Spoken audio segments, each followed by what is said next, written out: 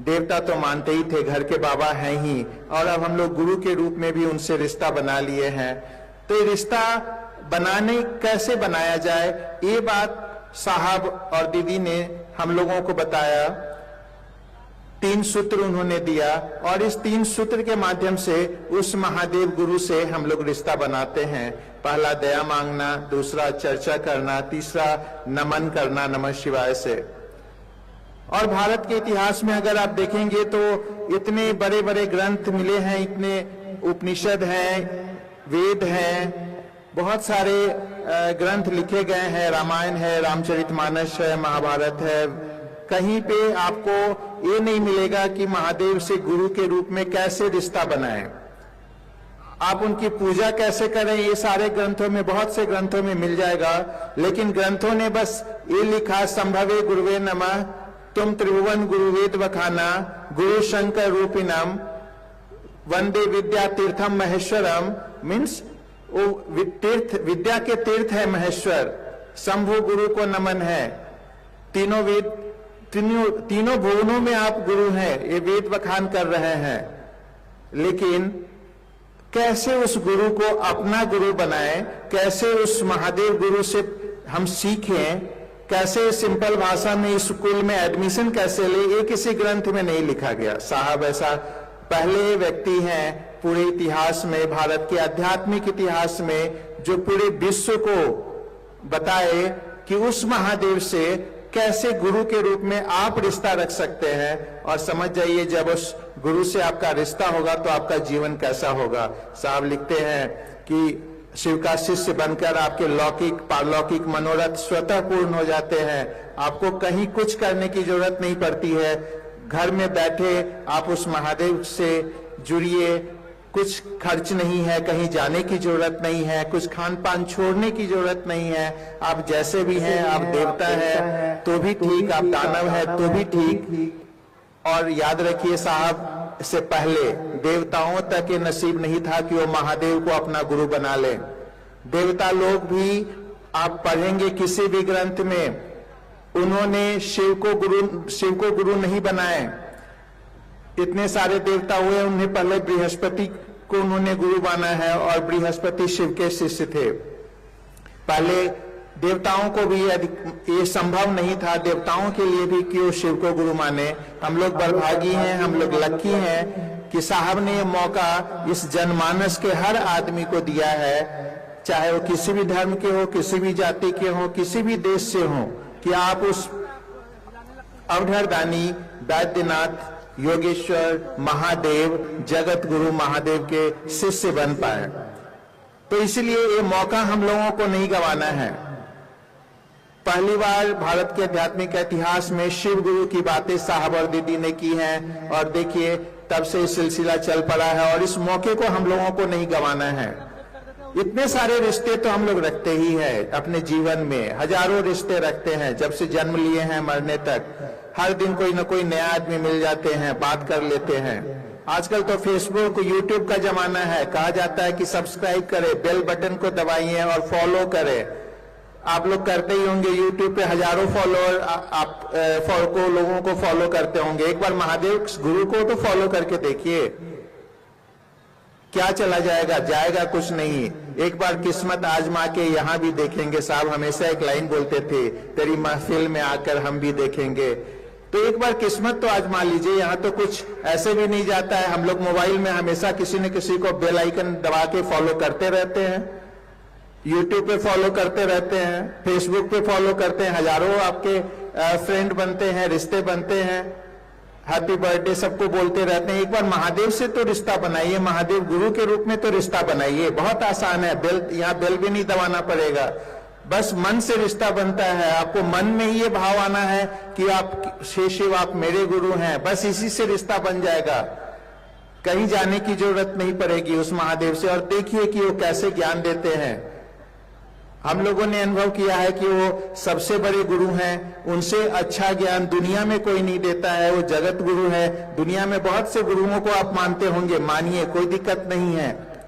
एक बार महादेव को गुरु मानकर देखिए और फिर देखिए कि आपके जीवन में क्या बदलाव आता है।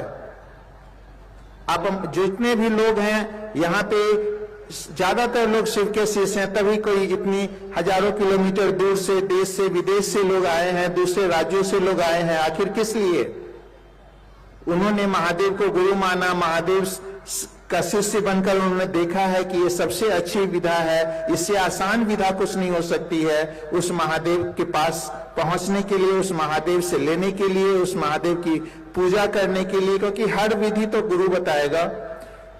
तो क्यों नहीं उस महादेव को उसी से हम उनका पता पूछ लेंगे। वो महादेव गुरु ही बताएंगे कि उस देवता की कैसे पूजा की जाए, कैसे अर्चना की जाए। हम सब लोग पूजा पाठ में बहुत विश्वास करते हैं, बहुत बड़े मंदिरों में जाते हैं, जल चढ़ाते हैं, व्रत रखते हैं।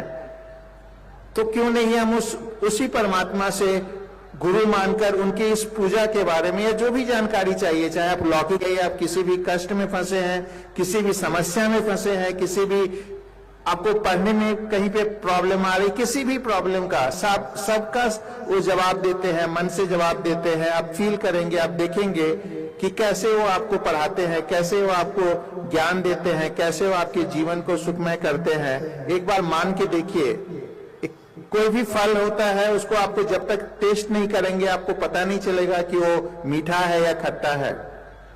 तो एक बार इतने लोगों से आप रिश्ता रखते हैं, एक बार महादेव गुरु से भी रिश्ता बनाइए, देखिए कि वो कैसे गुरु हैं, आपके जीवन में क्या बदलाव करते हैं।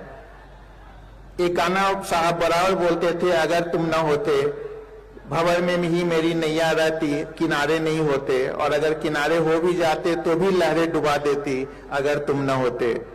तो वही बात है, उस महादेव हमारे जीवन में जब से आए हैं तब से हम अपनी जिंदगी को देखते हैं, एक किनारा मिला, और हाँ, किनारे पर भी उन्हीं का सहारा है कि लहरें हमें डुबो नहीं रही हैं, वो हमेशा प्रोटेक्ट कर रहे हैं, हमेशा साथ दे रहे हैं। साहब दीदी आपके हमेशा साथ दे रहे हैं।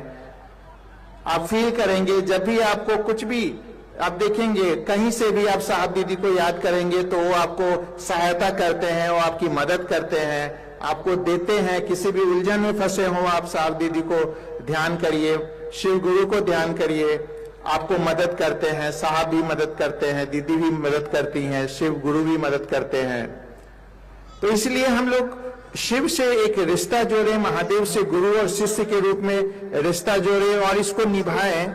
ऐसा नहीं कि रिश्ता बस आज स्कूल में नाम लिखा है, दूसरे दिन स्कूल जाना बंद किए। ये अस्थायी होना चाहिए, क्योंकि शिव शिष्टा में साहब ने बोला है कि बस एक अस्थायी गुरु शिष्य भाव ही अनिवार्य है। अस्थायी जैसे हम लोगों का रिश्ता होता है माता पिता के प्रति, अपने बच्चों के प्रति, और रिश्ता जीवन भर निभाते हैं, वैसे ही उस महादेव से जुड़े रहें और उनसे रिश्ता अस्थायी रखें। ऐसा नहीं कि आज हम लोग चर्चा में आए कल भूल गए। हम लोगों को ये प्रत्येक दिन याद रखना है कि शिव मेरे गुरु हैं, मैं उनका शिष्य हूं, और उनसे दया मांगे। कि हम लोग मांग भी क्या सकते हैं। अभी एक घूम रहा था वीडियो, एक मुख्यमंत्री जी से किसी बच्चे ने मांगा कि मुझे चिप्स दे दो। समझिए वो मुख्यमंत्री हैं और बच्चे उससे क्या मांग रहे हैं, तो चिप्स मांग रहे हैं।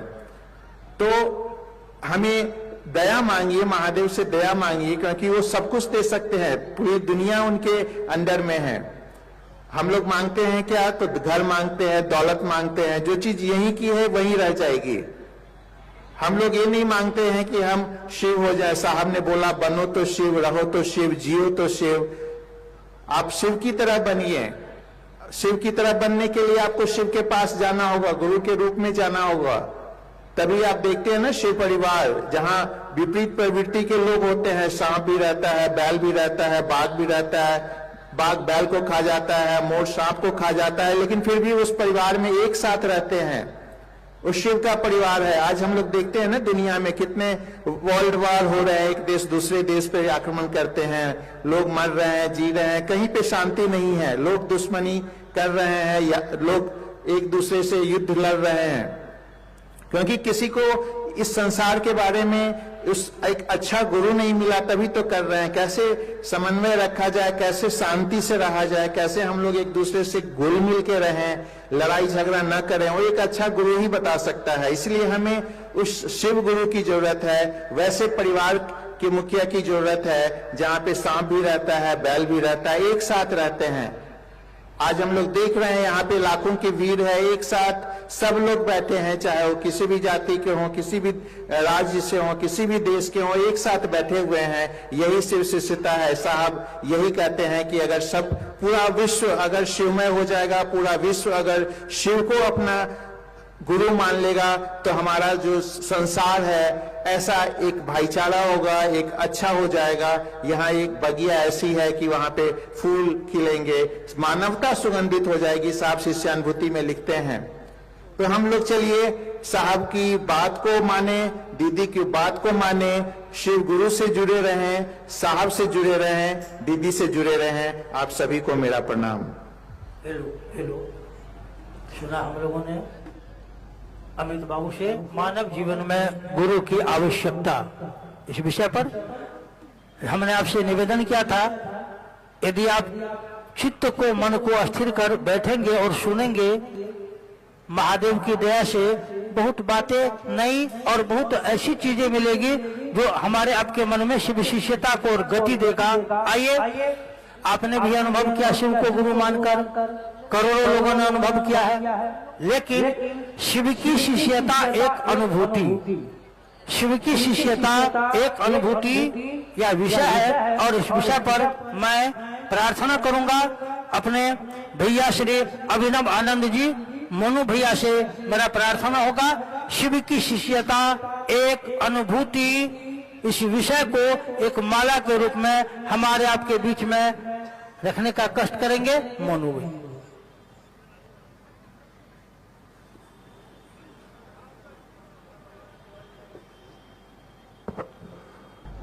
आप सबों के चरणों में मेरा प्रणाम है, आप स्वीकार करिए। और मनातू की इस पावन धरती को भी प्रणाम है। मनातू के लोग सभी को मेरा प्रणाम है। और आज के दिन इस पावन प्रांगण में जो राजमणि दीदी नीलम आनंद का जन्मस्थान है, जन्मस्थली है, आप सभी यहाँ इतनी संख्या में आए हैं जितना अंदाजा तो नहीं था, लेकिन यहाँ के स्थानीय लोगों ने और पूरे झारखंड के लोगों ने, जहां से भी लोग आए हैं, कार्यकर्ता के रूप में भी जुड़े हुए हैं सभी लोग, सब लोगों की सराहना मैं करता हूं। मैं देख रहा हूं, एक दो दिन से मौका मिला नजदीक से देखने का, सभी लोगों ने बहुत मेहनत करी है। एक बार और मेहनत की आवश्यकता है, क्योंकि ये भाई बहन जहां से भी आए हैं देश के कोने कोने से, साहब श्री हरिंदरानंद जी और दीदी नीलम आनंद के कलेजे के टुकड़े हैं, सभी उनके बहुत प्रिय हैं। तो सभी से मेरा ये निवेदन होगा कि यहां से अपने घरों की तरफ, गंतव्य की तरफ जाते वक्त एक दूसरे का ध्यान रखें, बच्चों का हाथ न छोड़ें, पकड़ के रखें उन्हें। जहां आपने अपनी गाड़ियां लगवाई हैं वहीं जाएं और धीरे धीरे यहां से जाने का प्रयास करेंगे। क्योंकि चर्चा की कड़ी में मुझे विषय दिया गया है कि मैं अपनी अनुभूति आप सबों से बताऊं, साझा करूं।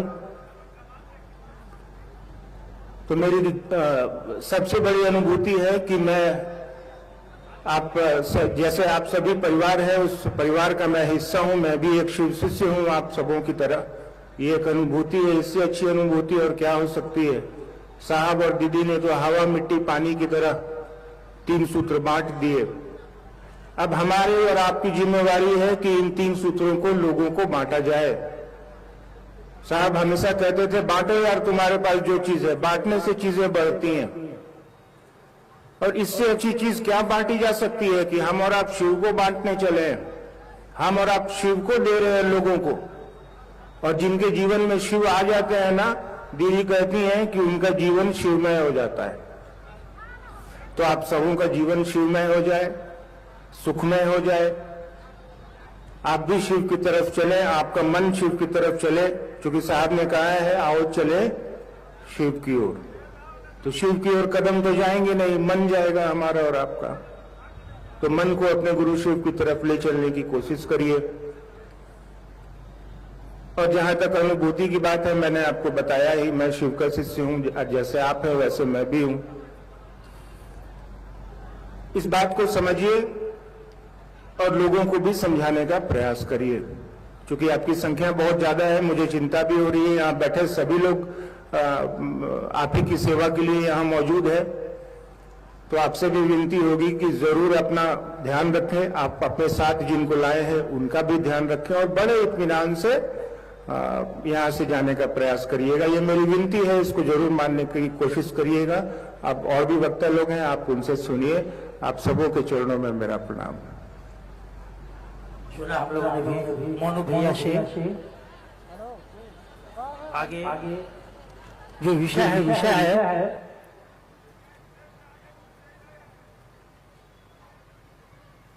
उस विषय से पहले मैं निवेदन करूंगा भाई यीशु गोस्वामी जो गढ़वा से, भाई यीशु गोस्वामी से निवेदन होगा एक प्यारा सा भजन अपने गुरु शिव के चरणों में अर्पित करने का कष्ट करेंगे। भाई यीशु गोस्वामी जी गढ़वा से।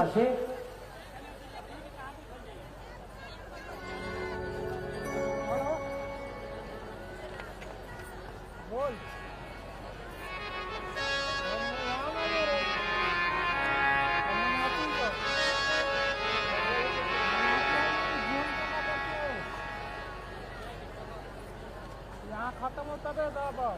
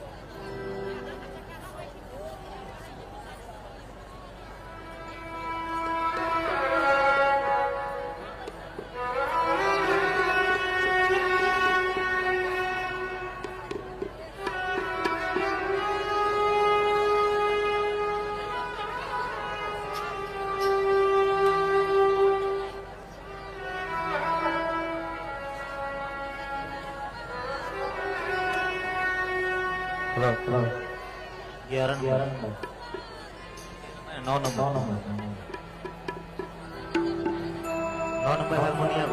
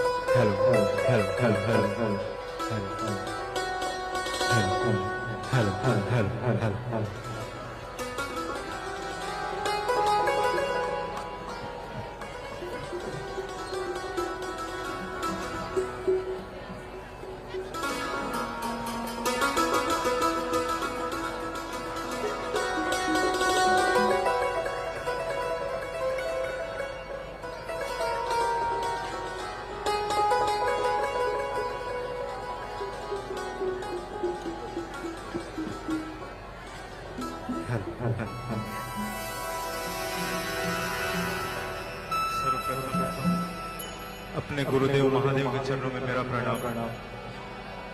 मेरा प्रणाम को स्वीकार करें। गुरुदेव साहब हरिंदर के चरणों में प्रणाम, मेरे प्रणाम को स्वीकार करें।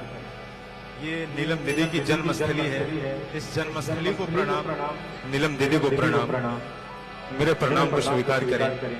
यहाँ पर उपस्थित सभी गुरु भाई गुरु बहन उनके चरणों में मेरा प्रणाम, मेरे प्रणाम को स्वीकार करें।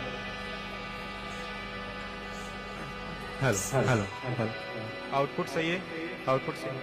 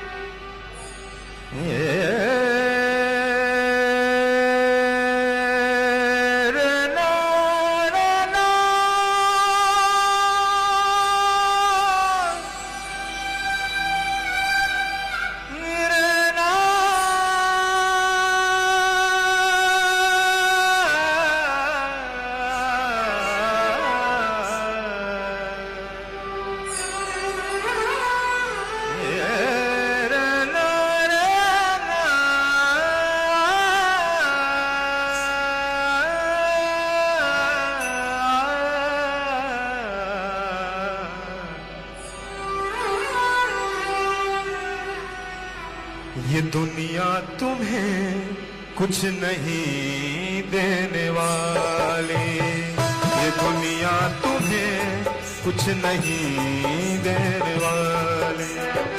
साहब के दर पे चला जा सवाली, साहब के दर पे चला जा सवाली। ये दुनिया तुम्हें कुछ नहीं देने वाली, ये दुनिया तुम्हें कुछ नहीं देने वाली। हरिंदर के दर पे चला जा सवाली, हरिंदर के दर पे चला जा सवाली। ये दुनिया तुम्हें कुछ नहीं देने वाली, ये दुनिया तुम्हें कुछ नहीं देने वाली।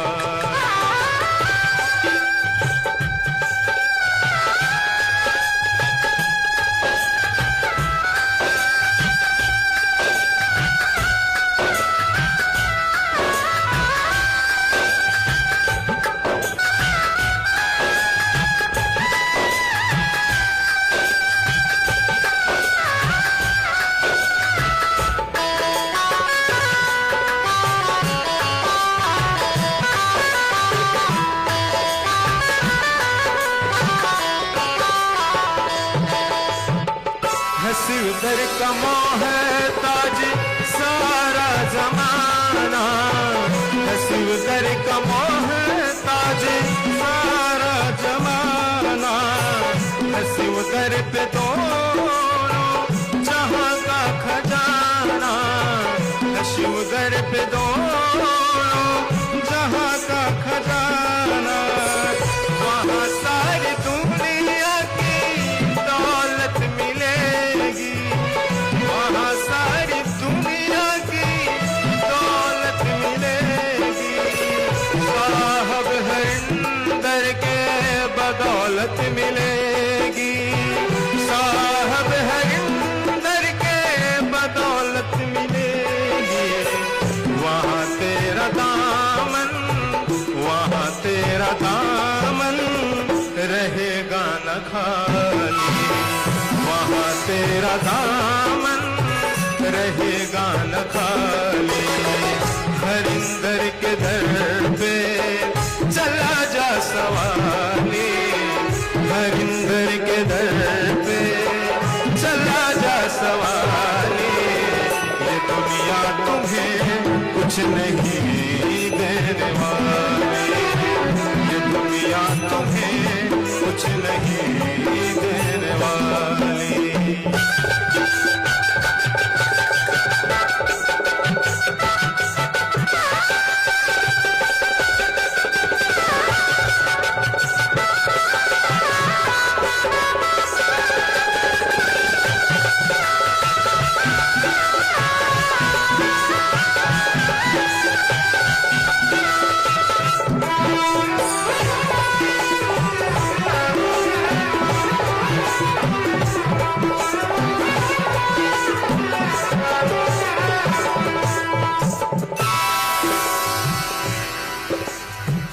तीन सूत्र को तुमने बताया है, तीन सूत्र को तुमने बताया।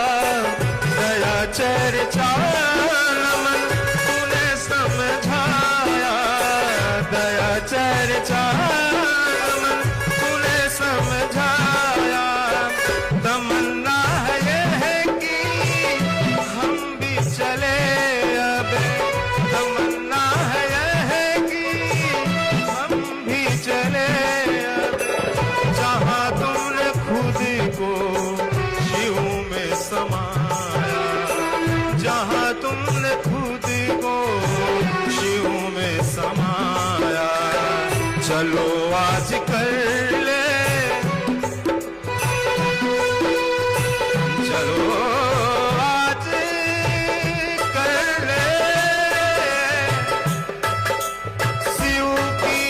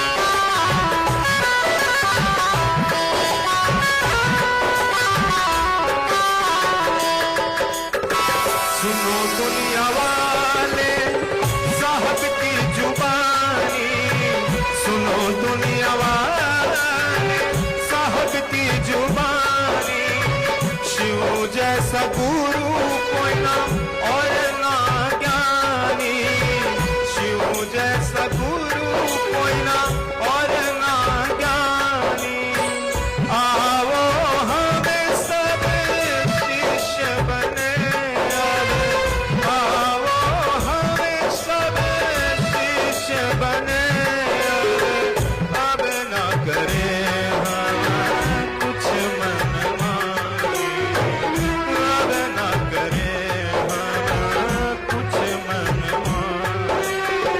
तीन सूत्र है, तीन सूत्र है एक प्रणाली, तीन सूत्र है एक प्रणाली।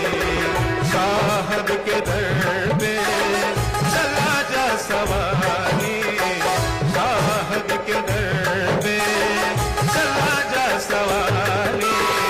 ये दुनिया तुम्हें कुछ नहीं देने वाली, ये दुनिया तुम्हें कुछ नहीं देने।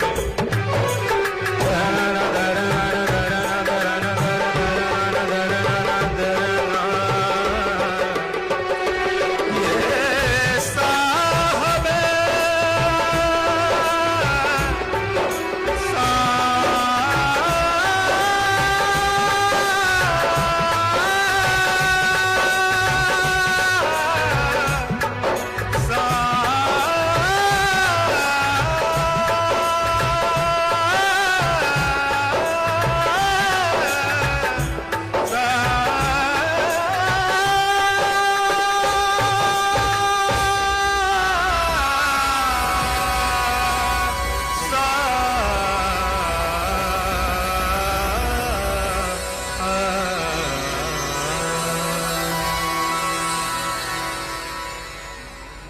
आइए, सुना हम लोगों ने भाई ईशो गोस्वामी जी से, ये दुनिया तुम्हें कुछ नहीं देने वाली। और आगे जो विषय हमने आपसे पूर्व में निवेदन किया, फिर मैं कहूंगा आप जगह लेकर बैठ जाए। इधर उधर आप घूमेंगे, बात ठीक से सुन नहीं पाएंगे और फिर समझने में दिक्कत होगी। जो विषय है अब मानव जीवन में गुरु, शिव का गुरु पद, शिव का गुरु पद विषय है। और इस विषय पर ही यह धूरी है। इसी शिव के गुरु पद को साहिब श्री ने संसार में उजागर किए। और मैं आपको बतलाऊं, साधु कभी मरते नहीं, साधु कभी मरते नहीं। एक आकाशवाणी आई और उस आकाशवाणी ने जिनके दिल को झकझोर दिया वह हमारी आपकी प्यारी बहन अनुनीता आनंद जी। मेरा निवेदन होगा, हम लोग प्रेम से बोलते हैं लवली दीदी, लवली दीदी से निवेदन होगा शिव का गुरु पद विषय पर अपनी भावनाओं को हमारे आपके दिलों तक पहुंचाएगी लवली दीदी हमारे बीच।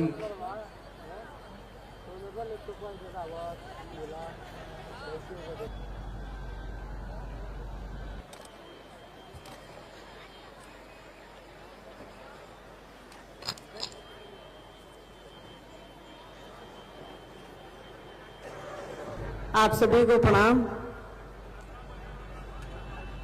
हम सभी ननिहाल आए हैं। मुझे मालूम है कि आप लोग यहाँ या हम लोग यहाँ चर्चा करने और चर्चा सुनने नहीं आए हैं, सभी को मालूम है। यहाँ हम आए हैं अपनी माँ के घर ननिहाल।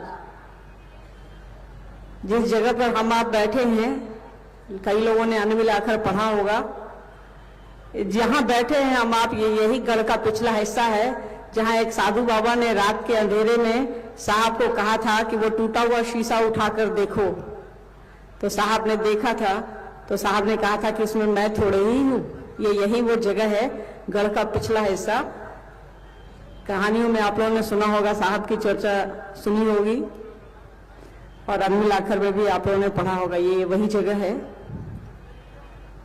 हम लोग ननिहाल आए हैं तो यहाँ के लोग, हमारे मामू, आपके मामू, आपकी मामी, सारे भाई बहन लोग मिल करके लगने नहीं दे रहे हैं कि माँ बाप नहीं है। ननिहाल में जैसे स्वागत होता है बच्चों का, वैसे ही हो रहा है, हमारा भी हो रहा है, आपका भी हो रहा है, सभी का हो रहा है। तालियां बजनी चाहिए इन लोगों के लिए, निश्चित रूप से तालियां बजनी चाहिए।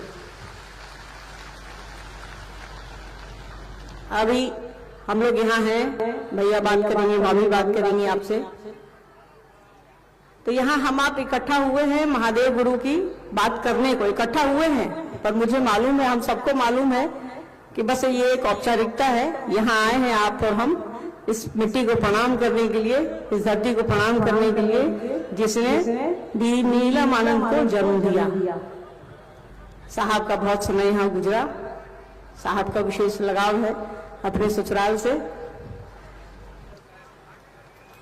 मेरा देखिए, ये तो बात हो गई अपनों से अपनी बात। मेरा विषय पर आते हैं। मेरा विषय है महेश्वर शिव का गुरु पद। अगर महेश्वर शिव का गुरु पद न होता तो आज हम आप यहाँ इकट्ठा होते क्या, लाखों की संख्या में नहीं होते। वो गुरु हैं, इसीलिए आज हम आप इकट्ठा हैं। किताबें कहती हैं, सभी शास्त्र पुराण उपनिषद कहते हैं कि शिव गुरु हैं।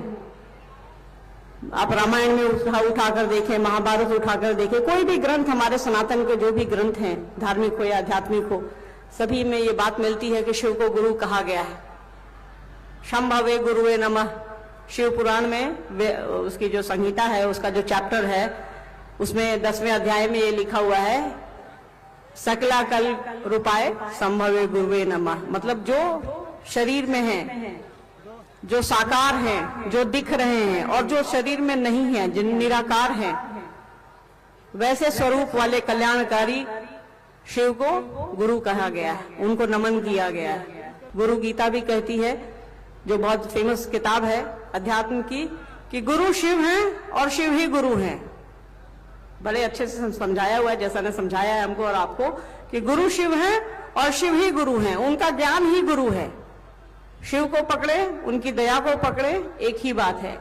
हमारे सनातन में चलता है गुरुर ब्रह्मा गुरुर विष्णु गुरुर देवो महेश्वर गुरु साक्षात पर ब्रह्म तस्मै श्री गुरुवे नमः। गुरु पद को ये श्लोक सबसे बढ़िया तरीके से समझाता है कि गुरु किसको कहा गया है। गुरु परमात्मा को कहा गया है। गुरु में ही वैष्णवी शक्ति है, गुरु में ही ब्रह्मांडी शक्ति है, गुरु में ही संहार की शक्ति है। मतलब गुरु हमारे अज्ञान को तोड़ते हैं, हमारे अज्ञान को खत्म करते हैं, हमारी अज्ञानता का संहार करते हैं, हमारे भीतर, हमारी बुद्धि में, हमारे मन में ज्ञान का बीज बोते हैं। इसीलिए कहा गया है कि उनमें ब्राह्मणी शक्ति है, वैष्णवी शक्ति और रुद्रात्मिका शक्ति है। सारी शक्तियां उस गुरु में ही हैं और उसी गुरु को परमात्मा कहा गया है, उन्हीं को महेश्वर कहा गया। वही शिव है, वही शंकर है, जो कल्याण करने वाला है वो शंकर है। कहा गया, एक लाइन है ना, शह संग करोति शंकर, जो कल्याण करता है उसको शंकर कहते हैं। वही हमारे आपके गुरु हैं। सभी किताबें कहती हैं। साहब को ये बस ज्ञात हुआ सन 1974 में कि भाई जब परमात्मा को ही गुरु कहा गया है तो परमात्मा को ही गुरु बना लिया जाए। साहब ने ये अपने परिवार में सुन रखा था, दादाजी और दादी माँ से सुन रखा था कि शिव को परमात्मा कहा गया है, और ये श्लोक, इस श्लोक के आधार पर उन्होंने शिव को गुरु बना लिया। और गुरु ऐसा बनाया, रात के अंधेरे में बनाया सन 1974 में, नवंबर के महीने में गांगी श्मशान में।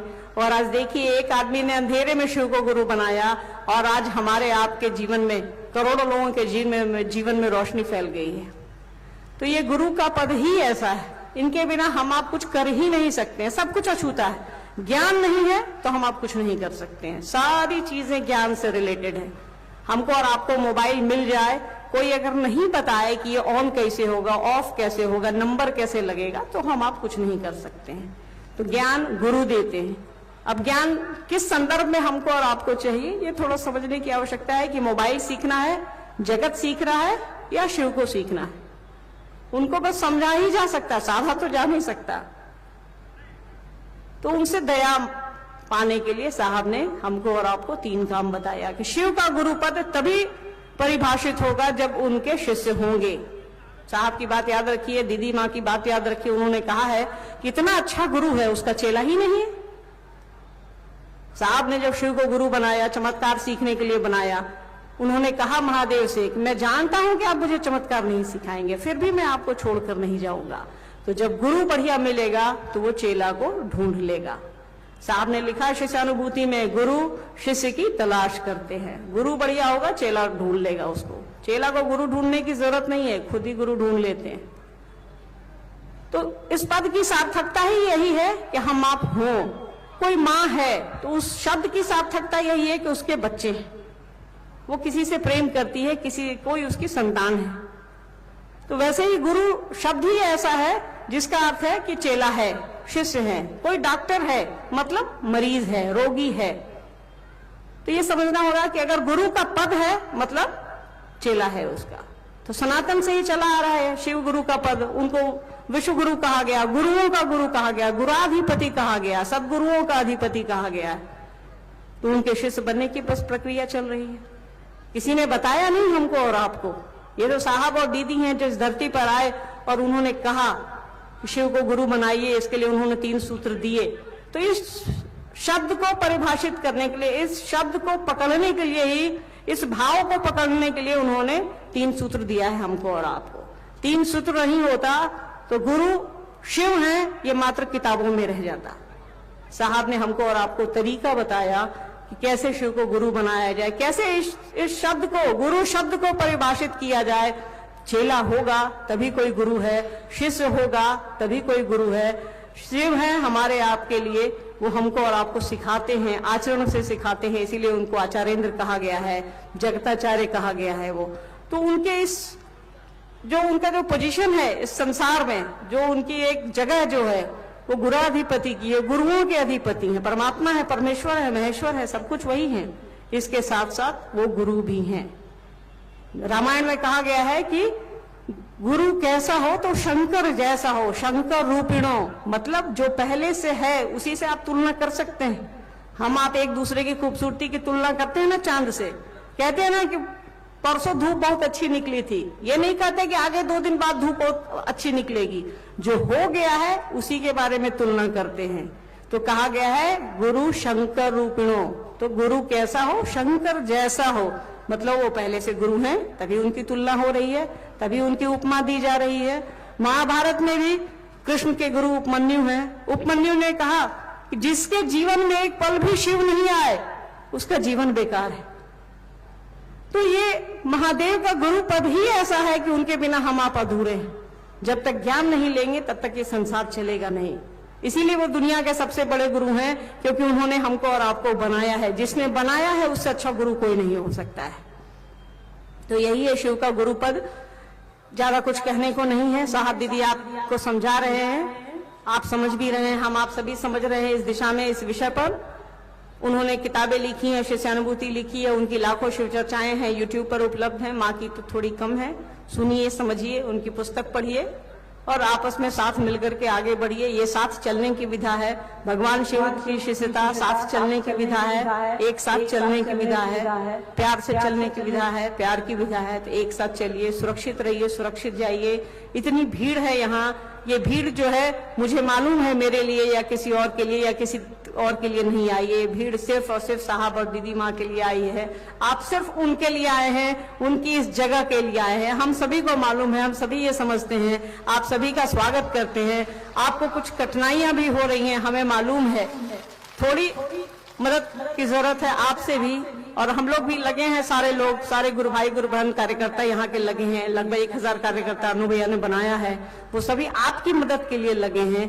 तो सुरक्षित जाइए, अच्छे से घर पहुंचिए। आपका सुरक्षित घर पहुंचना हम सभी की जिम्मेदारी है। तो जब तक आप सुरक्षित घर नहीं पहुंचेंगे, हम सभी की जिम्मेदारी पूरी तरह से वहन नहीं होगी। अभी आएंगी भैया, बात करेंगे आपसे, भाभी बात करेंगी। आप सभी के चरणों में मेरा प्रणाम। सुना हम लोगों ने लवली दीदी से शिव का गुरु पद और बहुत सारी बातें।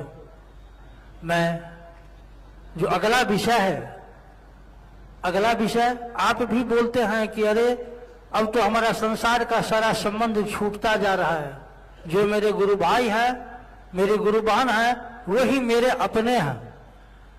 विषय है अपनों से अपनी बात, अपनों से अपनी बात। और इस विषय पर मैं प्रार्थना करना चाहूंगा। हमारे आपके बीच अर्चित आनंद भैया उर्फ अनु भैया मौजूद है। अर्चित आनंद भैया से मेरा निवेदन होगा, हम प्रार्थना करना चाहेंगे।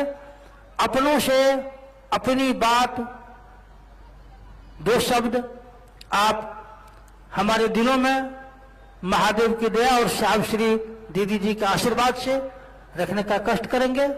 अनु भैया हमारे बीच।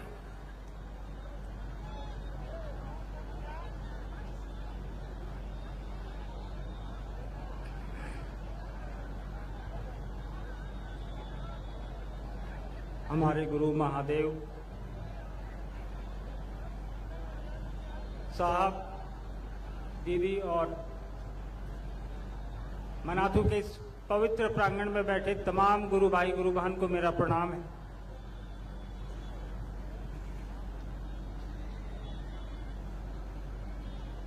वर्षों बाद एक आयोजन मनाथू गढ़ के इस प्रांगण में अपने गुरु शिव की बात करने, उनकी बात सुनने और उनकी बात सुनाने के लिए आयोजित किया गया।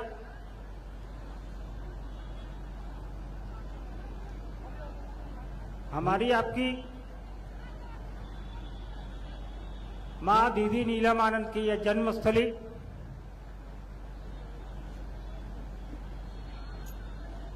और हमारी भी ये जन्मस्थली है। हम लोगों का भी जन्म इसी स्थल पे हुआ है, मनाथू में ही। तो विशेष लगाव तो है मनाथू से हम लोगों का।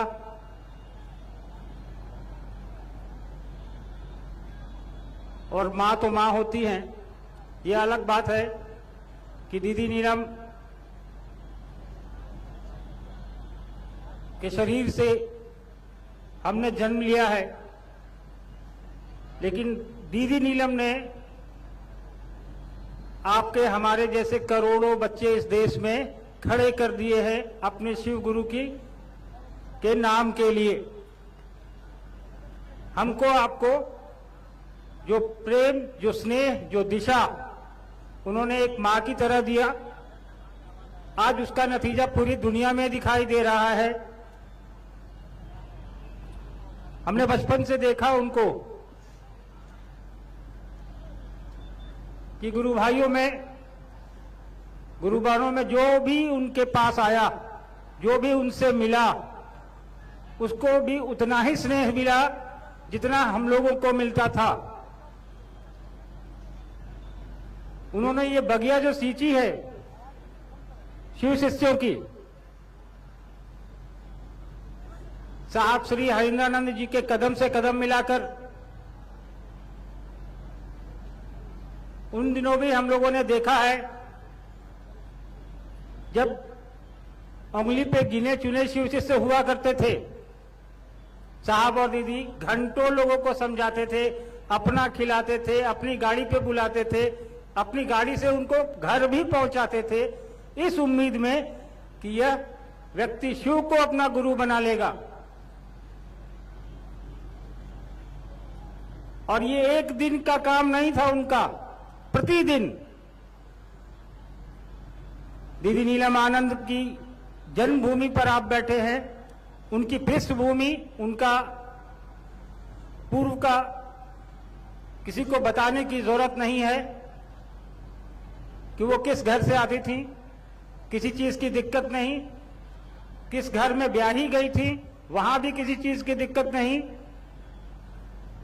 साहब खुद एक अधिकारी, उसके बावजूद साहब और दीदी ने शिव की शिष्टता को हर एक दिल में उतारने के लिए हमारे आपके बीच मेहनत की। शिव का गुरु स्वरूप स्थापित हो जाए हमारे आपके दिलों में, हमारे आपके जेहन में, उसके लिए काम किया।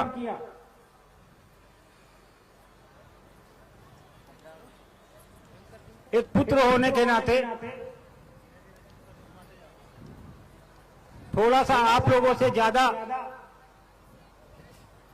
हिस्सा मुझे प्राप्त है, वो स्वाभाविक भी है, लेकिन वो सांसारिक होता है। हर मां के लिए उसका पुत्र, उसकी पुत्री जो है प्रिय होती है।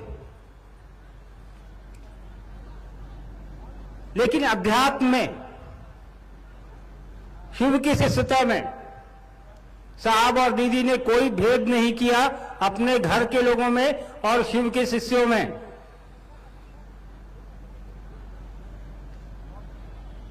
और एक मां की यही असलियत होती है कि उसके लिए बच्चे सभी समान होते हैं, जो उसके शरीर से निकले हैं वो भी, जिसको वो अपना बच्चा मानती है वो भी। एक छोटा सा किस्सा सुनाता हूं मैं आप लोगों को। मधेपुरा में साहब मजिस्ट्रेट हुआ करते थे। ये किस्सा मैंने एक दो जगह और सुनाया है। इस कहानी को सुनाने के पीछे एक मेरा मतलब है कि आप लोग को समझिएगा इसके मर्म को कि मैं क्यों बता रहा हूं। एक मां का दर्द क्या होता है या एक मां का एहसास क्या होता है बच्चों के लिए। यहां मोनू लवली भी बैठे हैं, तो शाम में एक शिक्षक आया करते थे पढ़ाने हम लोगों को। नाम नहीं बताऊंगा क्योंकि वो शिक्षक अभी शरीर में हैं। तो साहब प्रतिदिन की तरह अपने कार्यालय से आए और ड्राइंग रूम एक लंबा सा था, वहां पे साहब और दीदी शिव चर्चा में लोगों के साथ बैठ गए। वो शिक्षक जो थे उनका पढ़ाने का समय हुआ, वो आए और हम लोग तीनों को एक साथ ही पढ़ाते थे वो। तो उस दिन मेरा मन नहीं था, हमने कहा कि आज पढ़ने की इच्छा नहीं है, क्या करें कि शिक्षक महोदय यहां से चले जाएं बिना पढ़ाए। तो दिमाग में कुछ खुराफात मेरे आया कि कैसे शिक्षक महोदय को यहां से निकाला जाए, आज छुट्टी मिल जाए। तभी मुझे ध्यान आया कि साहब के पूजा रूम में एक सांप रखा हुआ है।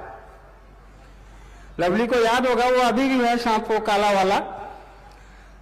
और वो सांप जो है वो बिल्कुल असली सांप की तरह दिखता था। वो आज भी है, रांची में रखा हुआ है पूजा घर में वो सांप। तो मैं गया चुपके से पूजा रूम में, वो सांप उठा ले आया और गेट के पीछे से उस कमरे में घुसा दिया।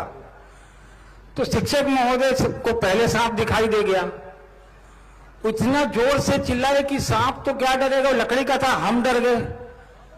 हमने सांप जल्दी में उठाया, वापस पूजा रूम में रखा और वापस आके पूछा क्या हुआ सर। तो बोले भागो भागो वहां सांप है। लेकिन सर इतनी जोर से चिल्लाए थे कि बगल के कमरे में जहां साहब दीदी शिव चर्चा कर रहे थे गुरु भाई बहनों के साथ, सारे लोग दौड़ के चले आए कि कहां है सांप। तो सांप रहे तब तो मिले, सांप तो पूजा रूम में था। साहब समझ गए कि शैतानी इन्हीं की है, क्योंकि मैं ही सबसे किनारे बैठा था। तो साहब ने कुछ किया नहीं, एक थप्पड़ मुझे लगाया। उसके बाद कहा कि इसी का काम है। खैर थप्पड़ लगने का दुख तो नहीं था, लेकिन उसके बाद मास्टर की पढ़ाई से छुट्टी मिल गई, इसकी खुशी जरूर थी। मास्टर साहब तो चले गए कि आज नहीं पढ़ाएंगे, डर गए थे। मां वहीं खड़ी रह गई, साहब भी अपना चर्चा में वापस चले गए। इसके बाद देखिए एक मां का दर्द, थप्पड़ जिसके बेटे को लगा था वो कह क्या रही है। और गुरु भाई जो खड़े थे उनसे कि बताइए लकड़ी के सांप से कोई डरता है, मेरे बच्चे को पिटवा दिया। उसको ये नहीं लग रहा है कि मास्टर डर गया, बच्चा मार खाया, गलती भी किया है, लेकिन उसको लग रहा है बच्चा मास्टर डरा क्या, लकड़ी के सांप से कोई डरता है। तो एक देखिए एक मां का दर्द ये होता है। उन्होंने अपने बच्चों को, आपको, किसी को भी, उनका पल प्रतिपल का जो स्नेह है वो आज भी आपको हमको मिल रहा है। जब दिल्ली एम्स में भर्ती थी वो, बगल में उनके पेशेंट आते थे नए नए, वो ठीक होकर जाते थे, उनको वो शिव चर्चा सुनाती, उनको ठीक होने का आशीर्वाद देती। साहब कहते भी थे तुम ये क्या करती हो, उसका कष्ट तुमको लेना पड़ेगा। खुद इनकी दोनों किडनियां फेल थी, लेकिन दूसरे को आशीर्वाद देती थी उसी एम्स में कि तुम ठीक हो जाओगे।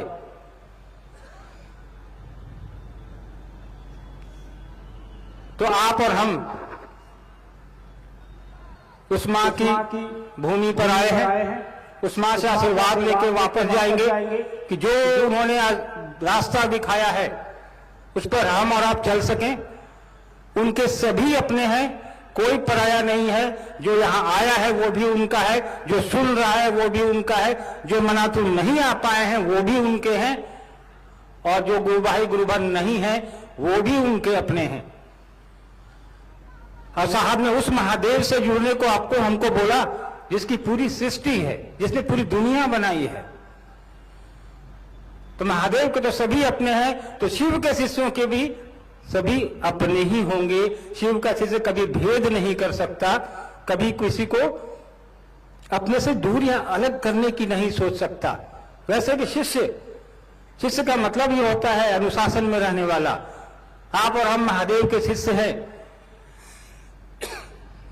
अनुशासन में रहना हमको आपको सिखाया है साहब दीदी ने। इतनी बड़ी संख्या में आप और हम यहां मौजूद हैं। पलामू जिले के सक्रिय लोग, अन्य भी जिलों से कार्यकर्ता, स्वयंसेवक, गुरुभाई गुरुबहन यहां पिछले 4 दिनों से लगे हैं। हमारे मामा लोग ने लगातार कोशिश की है कि आप लोगों की मदद कर सके, बेहतर व्यवस्था दे सके, लेकिन छोटी जगह है, कुछ त्रुटियां रही होंगी। तो ये आपका भी घर है, इसे उन त्रुटियों को नजरअंदाज करिए।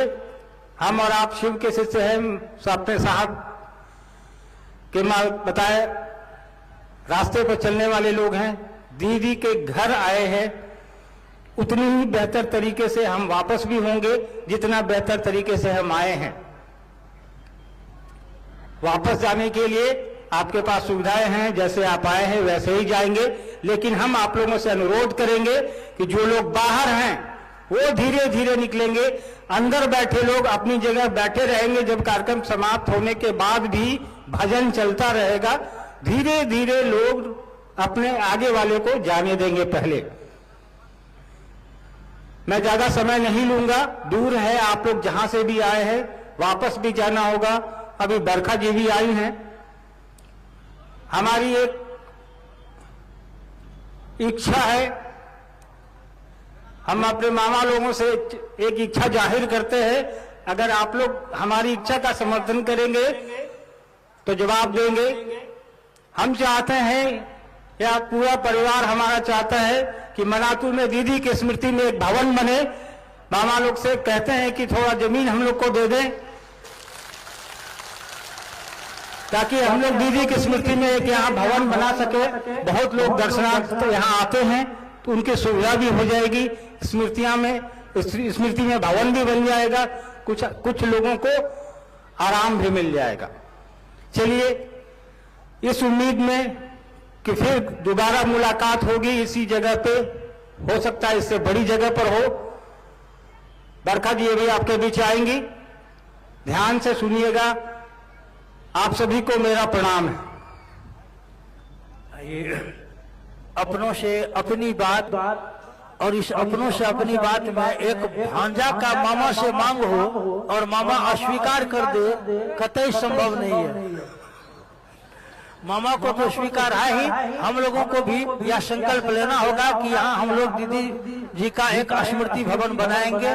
आइए, हमारे आपके बीच बरखा दीदी आएगी, उससे पहले एक भजन आप लोग सुनना ही चाहेंगे। एक भजन के लिए हम निवेदन करेंगे। भाई चंदन जी जो सहरसा से हैं, भाई चंदन जी से मेरा निवेदन होगा, एक भजन अपने गुरु शिव के चरणों में अर्पित करने का कष्ट करेंगे। और आप तमाम भाई बहनों से निवेदन होगा, भजन का आनंद लेते हुए जो खड़े हैं जहां कहीं भी कृपया बैठ जाए, जो खड़े हैं वे बैठ जाए। एक भजन भाई चंदन जी से हम लोग सुनते हैं, और हम चाहेंगे कि भजन शिव साक्षात शिवान में आके गोरमुख जग को किए भाई चंदन जी से हम लोग सुनते हैं एक भजन।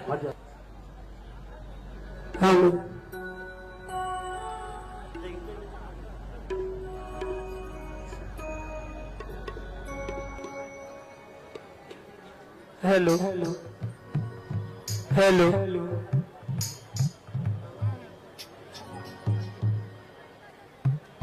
साहब दीदी के चरणों में मेरा प्रणाम। हेलो,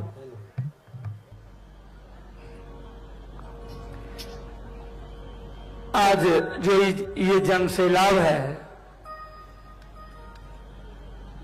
इस जन सैलाब को देख के मन में एक भावना, एक पंक्ति,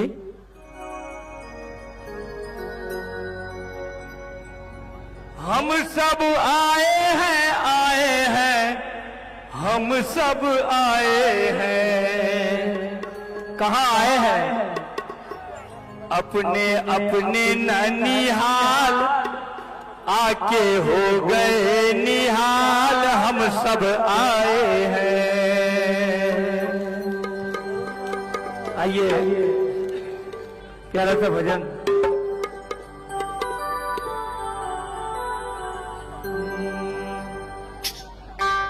गुरुमुख जग को किए, हे माई जगत गुरु हर से। गुरुमुख जग को किए, हे माई जगत गुरु हर से। शिव साक्षात सिवान में आके गुरुमुख जग को किए। शिव साक्षात सिवान में आके गुरुमुख जग को किए। शिव साक्षात सिवान में आके गुरुमुख जग को किए। सिवान में आके गुरुमुख जग को किए।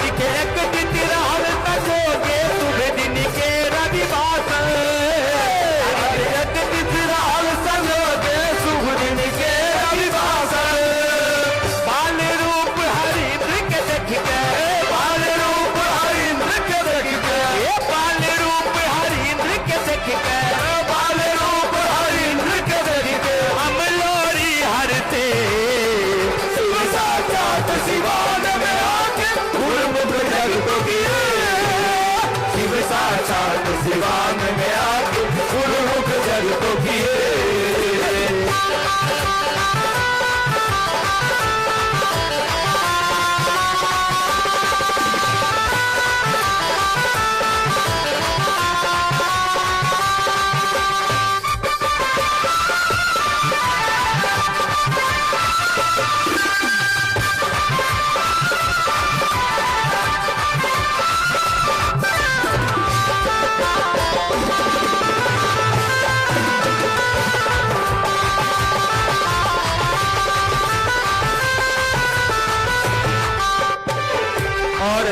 साहब के माता जी का नाम क्या है, थोड़ा गौर करेंगे। हे माता राधा के आंचल में शिव साक्षात खिलावे। माता राधा के आंचल में शिव साक्षात खिलावे। हे माता राधा के आंचल में शिव साक्षात खिलावे। माता राधा के आंचल में शिव साक्षात खिलावे। बाबू विश्वनाथ जगत में शिव के सगरे घुमावे। बाबू विश्वनाथ जगत में शिव के सगरे घुमावे।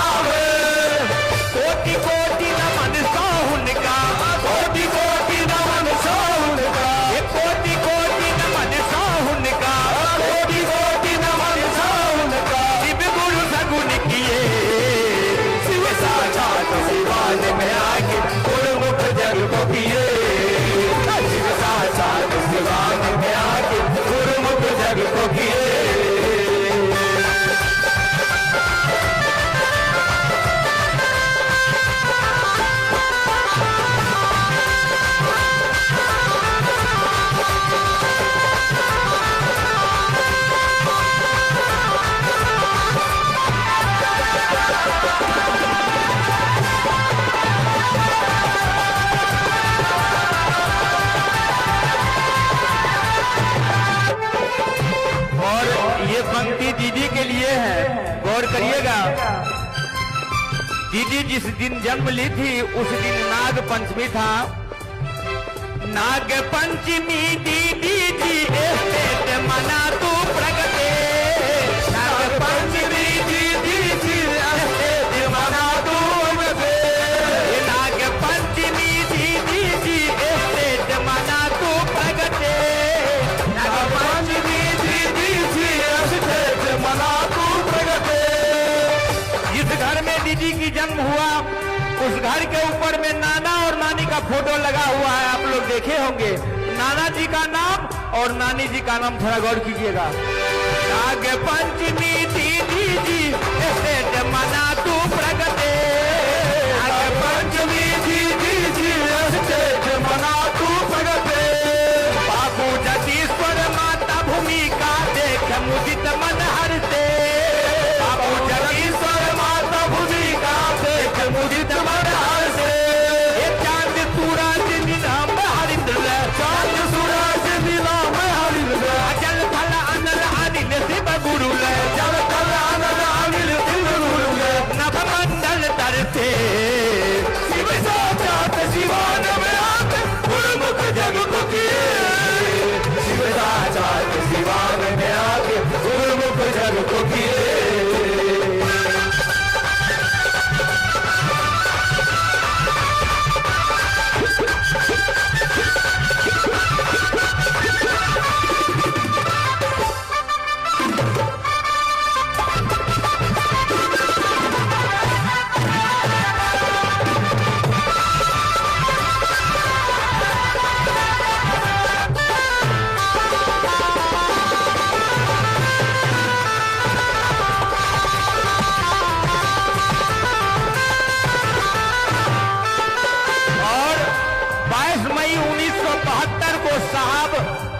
और दीदी एक संग हुई है। 22 मई 1972 शिव संग शक्ति शोभे। 22 मई 1972 शिव संग शक्ति शोभे। 22 मई 1972 शिव संग शक्ति शोभे। 22 मई 1972 शिव संग शक्ति शोभे। लाल लाल एक हमर साहब के देख के सबके जिया डरावे। लाल लाल एक हमर साहब के देख के सबके जिया डरावे। मात बरत डूबी तल जहिना, मात बरत डूबी तल जहिना। मात बरत डूबी तल जहिना, मात बरत डूबी तल जहिना। जगत गुरु प्रगटे शिवान में आके गुरुमुख जग को किए। शिव साक्षात शिवान में आके गुरुमुख जग को किए।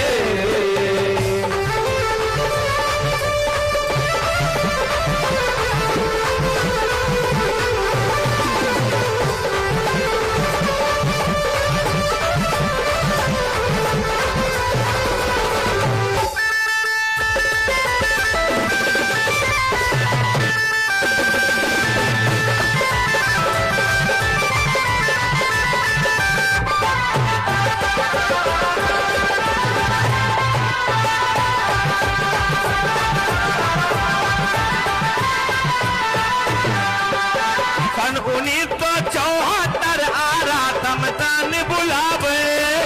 सन 1974 आरा समसान बुलावे। सन 1974 आरा समसान बुलावे।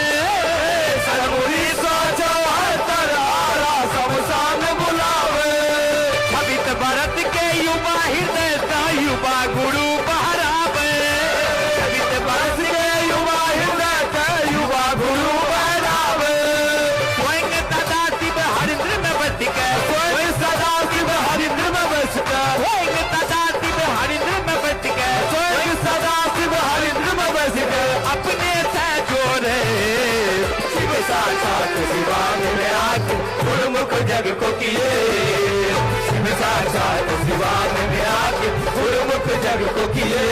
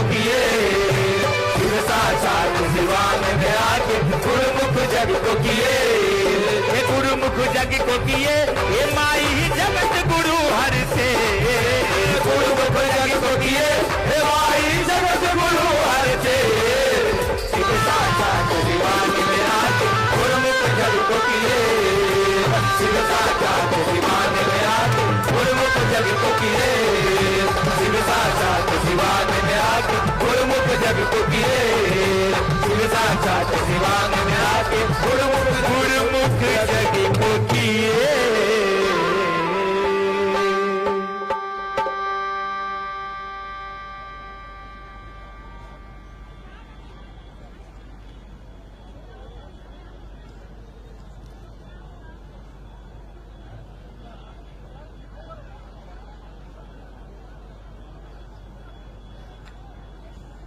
हेलो हेलो मैं टेस्टिंग हेलो। बड़ा ही प्यारा भजन अभी हम लोगों ने सुना, शिव साक्षात शिवान में आके, और इस भजन में बहुत सारी जानकारी हमको आपको मिल जाती है।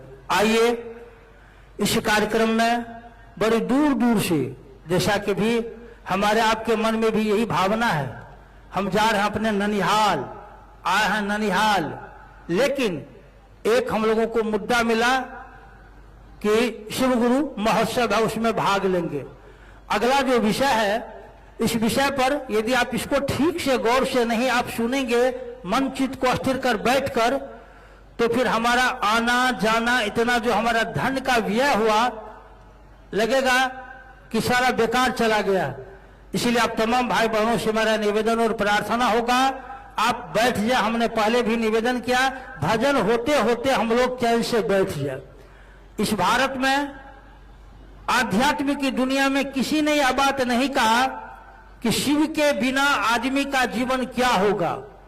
यह बात भी किसी ने नहीं कहा कि यदि कोई व्यक्ति शिव के साथ चलेगा, शिव के साथ चलने का संकल्प लेगा, निर्णय लेगा, तो उस व्यक्ति के जीवन की क्या दशा होगी, क्या दिशा होगी।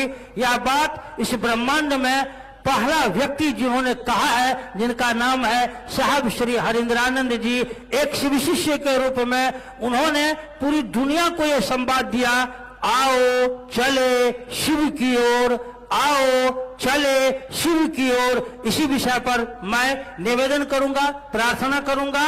हमारे आपके बीच दीदी बरखा आनंद जी मौजूद हैं। इस विषय पर बरखा दीदी आओ चले शिव की ओर विषय पर अपने दिल के उद्गार को हमारे आपके बीच परोसने का काम करेगी। दीदी बरखा हमारे आपके बीच।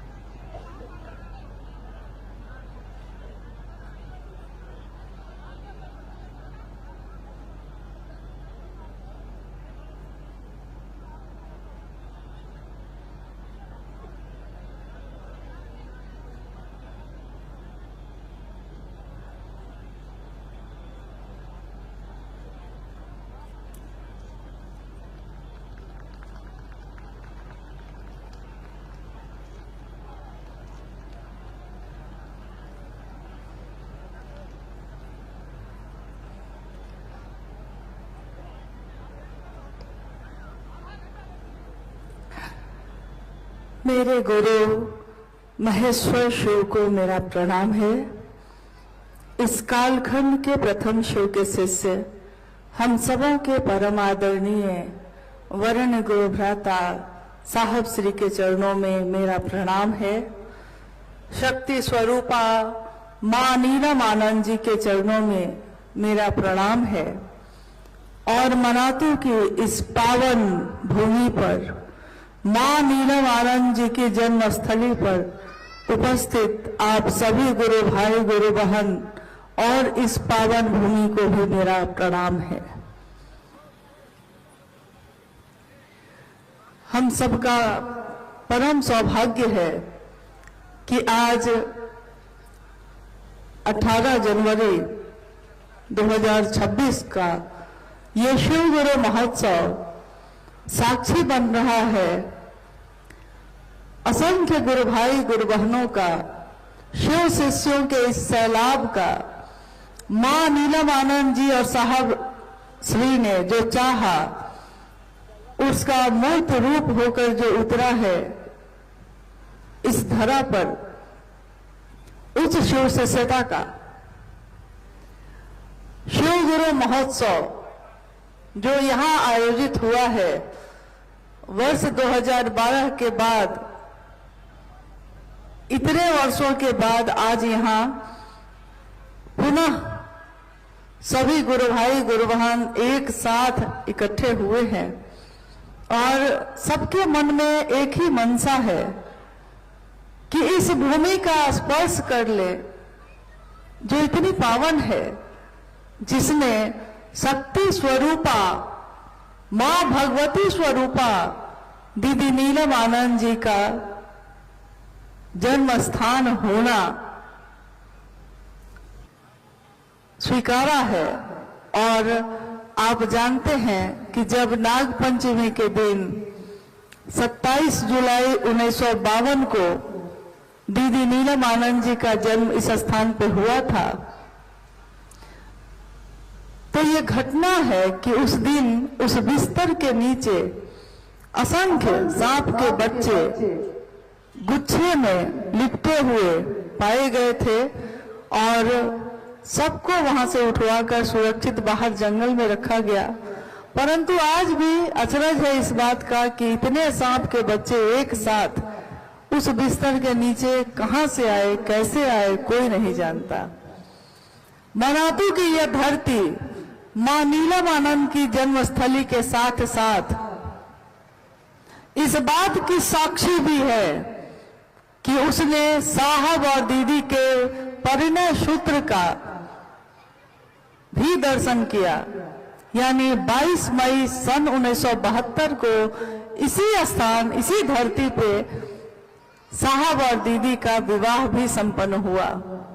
तो मनातू दोनों अर्थों में बहुत ही महत्वपूर्ण है, एक जहां जन्म हुआ और दूसरा जहां उनका विवाह भी हुआ, जहां साहब दूल्हा बनकर आए और हमारी मां दुल्हन बनी, जहां शक्ति और शिव का मिलन हुआ, वो ये स्थान है। और आज हम सभी उस स्थान पे बैठे हैं और मेरी अनुभूति है ये कि जब से हम लोग आए हैं मनातू में, लगता है जैसे कि हर जगह आगे आगे साहब और दीदी ही चल रहे हैं और हम सब उनके पीछे पीछे उनकी संतान, जिसको उस कोख ने शरीर से जन्म नहीं दिया परंतु अपने मन में जन्म दिया। मां नीलम, राजमणि नीलम आनंद जी ने लाखों राजमणि नीलम को पैदा किया। अभी आपने भजन में सुना कि मवार जगदीश्वर जीत सिंह जी और भूमिका देवी की पुत्री राजमणि नीलम जी के बारे में। उन्होंने एक राजमणि नीलम का जन्म देने का श्रेय प्राप्त किया, परंतु उस राजमणि नीलम ने असंख्य लोगों को अपने स्वरूप बनाकर इस धरती के कोने कोने में भेजा, जहां गली गली में आज शिव की चर्चा हो रही है। ऐसी लागी लगन कि मां हो गई मगन, वो तो गली गली हरि गुण गाने लगी। महलों में पली 7 आंगन का ये घर, जिसमें सारी सुख सुविधाएं थी, जिसमें उनका जीवन विचरण कर रहा था। महलों में पली बन के जोगन चली, वो तो शिव की दीवानी कहाने लगी। ऐसी लागी लगन और साहब के साथ कदम से कदम मिलाकर शिव की शिष्यता में वो चल रही है। शिव की शिष्यता इतनी पावन है, इतनी पावन है, जिसमें शिव के गुरु स्वरूप के बारे में हमारे साहब श्री ने कहा कि शिव गुरु हैं और ये कौन शिव हैं? वो शिव चारों दिशाएं जिसका वस्त्र हो, 27 नक्षत्रों पे नाचता ये काल, जिनके नियंत्रण में हो, वो शिव जो नटराज है, जो महाकाल है, जो महामृत्युंजय है, जो महाकालेश्वर हैं, जो महाकपालेश्वर हैं, जो महाऔधरेश्वर हैं, जो उमा के पति भी हैं, जो भोला भी हैं और जो न जाने क्या क्या हैं, परंतु वो महादेव मेरे आपके गुरु भी हैं। शिव का गुरु पद ये बताता है कि मनुष्य की शारीरिक शक्ति से बलशाली होती है उसकी मानसिक शक्ति, और उसकी मानसिक शक्ति से भी बलशाली होती है उसकी आध्यात्मिक शक्ति। इसी इंसान के शरीर में अगर कोई अध्यात्म से जुड़ाव करता है तो वो एक पत्थर भी अगर तबीयत से उछालता है तो उसमें आसमान में भी सुराख होने की बिसात है, उसमें आसमान में भी सुराख हो सकता है। इंसान की इच्छा में इतना बल है, इतना बल है, इतना बल है। जिस धरती पे आज ये शिव गुरु महोत्सव हो रहा है, आपने अनमिल आखर में ये पढ़ा होगा जिसमें साहब के जीवन की घटनाओं को लिखा गया है। उसमें लिखा गया है कि मनातू बंगला के, मनातू का जो ये घर है जो आज खंडहर बन गया है, परंतु आज भी उसके कुछ अवशेष शेष हैं और कुछ घर भी बने हुए हैं जिसमें माँ के भाई भाभी, उनके भतीजे भतीजी, बहन बहनोई, सभी लोगों का आना जाना, पूरे लौकिक परिवार का आना जाना लगा रहता है। इस धरती पे जब वो पाटन में, इसके बगल में, मनातू के बगल में एक जगह है पाटन, जब साहब पाटन में पदस्थापित हुए, 1980 के दशक की ये घटना है कि वहां से मनातू बिल्कुल बगल में है, तो साहब और दीदी अक्सर मनातू आते रहते थे। पाटन एक ऐसी जगह है जो पलामू में ही है और मनातू से कुछ ही दूरी पे है। साहब और दीदी के जीवन के बहुत सारी चमत्कारिक घटनाएं यहाँ हुई और उसी दरमियान एक घटना होती है। साहब ने 1974 में शिव को अपना गुरु बनाया। 1980 का दशक चल रहा है। पाटन में वो बीडीओ बनकर पदस्थापित हैं। अक्सर अपने ससुराल मनातू आते रहते हैं और ये वो समय है जब मनातू का ये घर जो आज खंडहर हो गया, जो उस समय बिल्कुल सही था, सही अवस्था में था, इसके चारों तरफ जंगल ही जंगल थे, बगीचे थे, जंगल थे। जहां हम और आप आज मैदान में बैठे हैं, इस मैदान में उस समय जंगल थे। और साहब ने अपने जीवन की घटना को, माँ ने अपने जीवन की घटना को जो बताया है, उसमें इस स्थान की जो घटना है वो बड़ी महत्वपूर्ण है शिवशिष्टता में। घटना क्या है? घटना है कि पाटन से साहब और दीदी मनातू आए। मनातू में वो घर में है, रात हो गई है, चांदनी रात है, चारों तरफ चांद की रोशनी बिखरी हुई है और चांद की उस रोशनी में साहब और दीदी कहते हैं कि चलिए थोड़ा टहल के आते हैं। साहब और दीदी अपने घर के दरवाजे से बाहर निकले और पास में, यानी जहां आप हम बैठे हैं आज, इस स्थान पे जो जंगल है उसमें विचरण करने के उद्देश्य से पैदल पैदल ही लेकर अपने आप को के साथ निकल पड़े। साहब ने घर से निकलते समय हाथ में एक बंदूक भी उठा ली, क्योंकि बंदूक रखी रहती थी उस समय, और दोनों विचरण करते हुए जंगल में आए हैं। चांदनी रात है, रोशनी है चारों तरफ। उस जंगल में उन्होंने अचानक देखा कि उस चांद की रोशनी में एक अघोरी जो साधु के वेश में बैठा हुआ है, साधु बैठे हुए नजर आ रहे हैं। साहब ने प्रणाम किया। प्रणाम। मां नीलम आनंद जी भी नजदीक आ गई, उन्होंने भी प्रणाम किया। साहब ने उस साधु से कहा, कल्पना करिएगा कि इसी स्थान की वो घटना है और यहीं पे वो जंगल था उस समय। साहब ने कहा, आप अकेले यहाँ क्या कर रहे हैं? साधु ने कहा, तुम अकेले 15 वर्षों तक शमशान में क्या करते रहे? साहब ने जैसे ही ये बात सुनी वो समझ गए कि कोई सिद्ध पुरुष है। तो साहब ने कहा कि मैं तो आपसे इसलिए पूछ रहा था कि आप अकेले बैठे हैं, लेकिन मैं तो शमशान में साधना करता रहा और मैंने शिव को गुरु बनाया। उस साधु ने फिर से पूछा साहब से कि शिव की तो पूजा करते हैं सारे लोग, तो बताओ तुम शिव को गुरु क्यों मानते हो? लोग शिव को गुरु क्यों माने? लगभग 10-15 मिनट तक साहब शिव के गुरु स्वरूप की चर्चा उस साधु से करते रहे। फिर साधु ने कहा, बड़ा अच्छा बोलते हो। इस पे मां नीलमानंद जी ने उस साधु से कहा, मां कह रही हैं साधु से कि देखिए ना बाबा, ये अक्सर कहते हैं कि मैं लगता है पिछले जन्म में मैं मेढक था, इसीलिए जब सावन की बारिश होती है तो मुझको बड़ा अच्छा लगता है। देखिए ना बाबा, ये कहते हैं कि मैं मेढक था। इस पे वो बाबा हंसने लगे और उन्होंने हाथ के इशारे से जहां वो बैठे थे उसके कुछ ही दूरी पे जहां एक शीशे का टुकड़ा पड़ा हुआ था, बाबा ने कहा साहब से कि वो शीशा उठाओ। साहब ने यंत्रवत जाकर उस शीशा को उठा लिया है। साधु ने कहा, अपना चेहरा देखो। तो साहब ने उस आईने को अपने तरफ किया। पीछे लाल रंग से रंगा हुआ वो आईना जब साहब ने अपने चेहरे की तरफ किया तो उस आईने में क्या दिखा?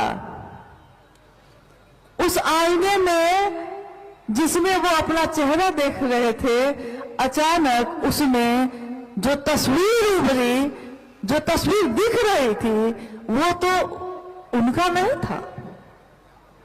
तो उनके मुंह से निकला, बाबा है। बाबा हम किसको कहते हैं? आज तक जितने भी देवी देवता हैं, उन समस्त देवी देवताओं में से एक सत्ता ही ऐसी है जिसको हमने सबसे ज्यादा अपना माना, जिसको हमने बाबा कहा है। बाबा हमने सिर्फ महादेव को कहा है, बाबा धाम जाएंगे हम, बाबा है मेरे। तो बाबा उस दिन साहब के मुख से निकला, बाबा है। और देखते देखते जो साधु खड़े थे उनकी रूपरेखा बदलने लगती है। जटाजूट बढ़ जाते हैं, त्रिशूल प्रकट हो जाता है हाथ में, लेकिन सांप कहीं भी नहीं है। थोड़ी देर पहले उन्होंने कहा था कि मेरा क्या है बच्चा, सांप और साधु कहीं चले जाते हैं, कहीं दिख जाते हैं, कहीं रह जाते हैं। और अभी अभी जो रूप उनका बदला है, मां नीलमानंद उनके आगे हाथ जोड़कर झुक जाती हैं और वो कहती हैं, यहाँ पे उनका पत्नी भाव जागता है। वो कहती हैं, पत्नी भाव मतलब जब जगता है तो पति की कुछ न कुछ शिकायत तो होनी तय है। तो मां नीलमानंद कहती हैं कि देखिए ना सरकार, ये घर में बड़ा उथल पुथल करते हैं, मतलब घर में हलचल सी मच जाती है इनके द्वारा। इस पे साधु ने जो कहा है, इस पंक्ति को साहब ने अनेक बार शिव चर्चाओं में कहा है, प्रयोग किया है इसका, इस वाक्य का, कि साधु ने उस समय कहा इनको, साहब को, कि घर को मसान मत बनाओ बच्चा, घर को मसान मत बनाओ बच्चा, घर घर है, घर रहने दो उसको, गृहस्थ आश्रम है ना। और जैसे ही वो सीधी हुई है, खड़ी हुई है, और उन लोगों को देखते देखते वो साधु कहीं नहीं, चांद की रोशनी है, हल्का अंधेरा छाता है, और जैसे ही चांद की रोशनी फिर आती है, कुछ भी नहीं है, कहीं भी नहीं है। साहब झुककर अपनी बंदूक जो उन्होंने गढ़ से ली थी निकलते समय उठा ली है और दोनों लौट कर आ गए। जब दोनों मनातू घर लौट कर आए, उस रात काफी तेज बारिश हुई, बहुत तेज बारिश। और साहब का सरकारी आवास था पाटन में। माँ थोड़ा बेचैन हुई। उन्होंने साहब से कहा कि इतनी तेज बारिश में ऊपर की छत भी खराब हो गई थी, बन नहीं पाई, और बारिश इतनी तेज हुई है कि पूरे घर में, कमरे में पानी ही पानी आ गया होगा। सुबह सुबह ये लोग बस तैयार हुए, नाश्ता किया और पाटन की तरफ निकल गए। वहां जाकर उन्होंने देखा कि चारों तरफ 6-6 इंच पानी से आंगन और बाहर भरा हुआ है। तो देखकर उन्होंने समझा कि जब बाहर इतना पानी जमा है तो घर के अंदर कितना होगा, क्योंकि छत तो खुली हुई थी। छत खुली हुई है और अंदर जब वो प्रवेश करते हैं तो देखते हैं कि उस घर के अंदर के कमरे और बरामदा बिल्कुल सूखा है, कहीं पानी की एक बूंद भी नहीं।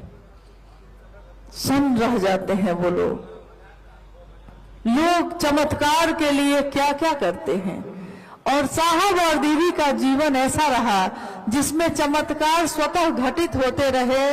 उनके सोचने मात्र से वो चीजें घटित होती रही जो उन्होंने चाहा, जो उन्होंने कह दिया सो हो गया। और धीरे धीरे साहब के मन ने ये समझ लिया कि चमत्कार से जीवन नहीं चलता, खिलौनों से जीवन नहीं चलता। चमत्कार से आगे की दुनिया भी एक बड़ी दुनिया है जिसको शिव की दुनिया कही जाती है। और शिव की दुनिया में जाने के लिए चमत्कार काम नहीं आते। शिव के पास जाने के लिए, शिव का सानिध्य लेने के लिए मात्र हृदय का भाव ही काफी है। महादेव हृदय का भाव ही स्वीकार करते हैं, न हमारे फल और फूल, न हमारे अक्षत, न हमारे कर्म कांड। महादेव को क्या चाहिए? महादेव मात्र हृदय का भाव ही ग्रहण करते हैं। और हृदय का भाव हर व्यक्ति के पास है, सबके पास है, क्योंकि शिव ने सबको दिया है। परंतु जो दिया है उसी में से थोड़ा उनको वापस भी तो चाहिए। तो साहब और दीदी के इस संकल्प को लेकर आज पूरी दुनिया में शिव के से जा रहे हैं। संदेश मात्र सबका यही रहता है कि आइए भगवान शिव को अपना गुरु बनाते हैं। उस भगवान शिव को जो सबकी पूजा तो होती रही, सबके द्वारा जिनकी, परंतु वो महादेव गुरु भी हैं।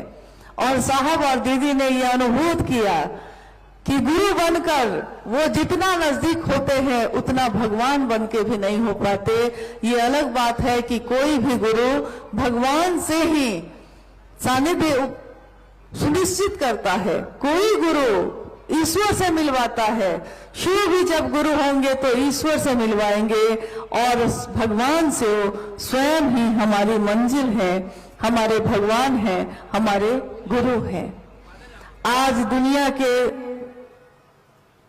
तमाम जगहों के लोग जो किसी भी जाति के हों, किसी भी धर्म के हों, किसी भी संप्रदाय, वर्ण या लिंग के हों, शिव के शिष्य बन सकते हैं।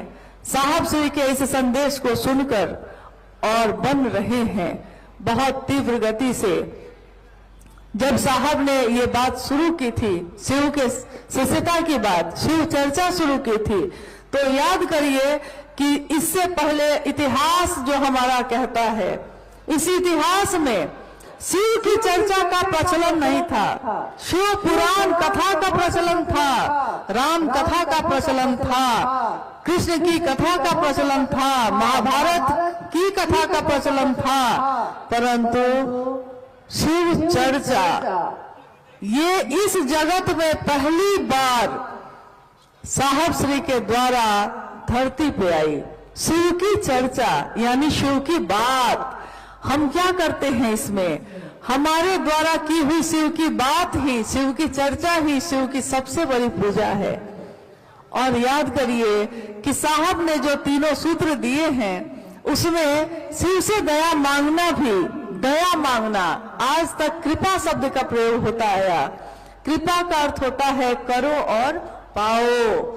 जो तुमने किया है वही तुमको मिलेगा, जितना भर किया है उतना भर मिलेगा। परंतु दया का अर्थ होता है तुमने कुछ न किया हो तब भी मिलेगा।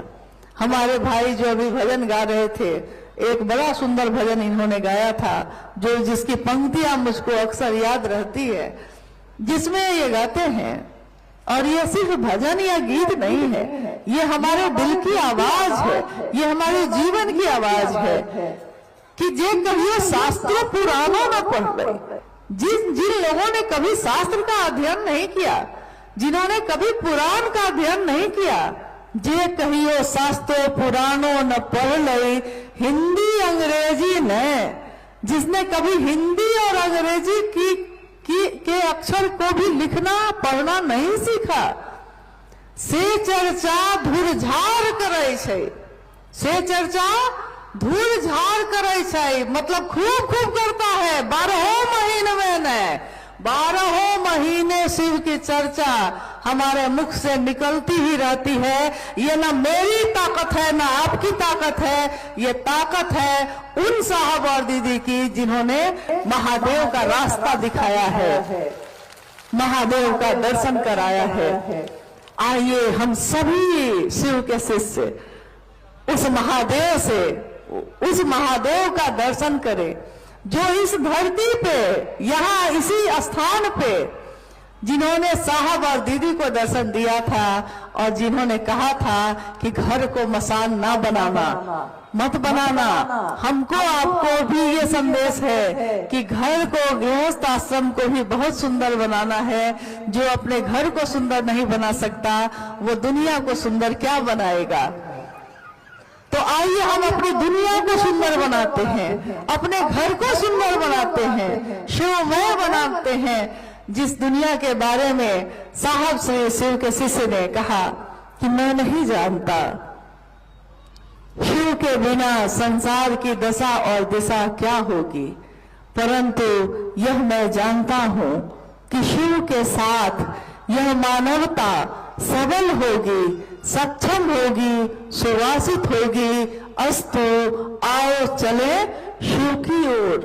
कहाँ फंसे हैं हम सब अपने धरती में, चलना ही है तो चलिए शिव की ओर, बनना है तो बनिए शिव, जीना है रहना है तो शिव बनकर रहिए, जैसा उन्होंने अपने आचरण से दिखाया है। और आज इस धरती पे भी उन्हीं के कारण हम और आप सब इकट्ठे हुए हैं। तो आप सभी गुरु भाई और गुरु बहन से, जिन्होंने आज की ये यात्रा तय की है, मनातू की ये यात्रा आपके जीवन की यादगार यात्रा बन के रहे।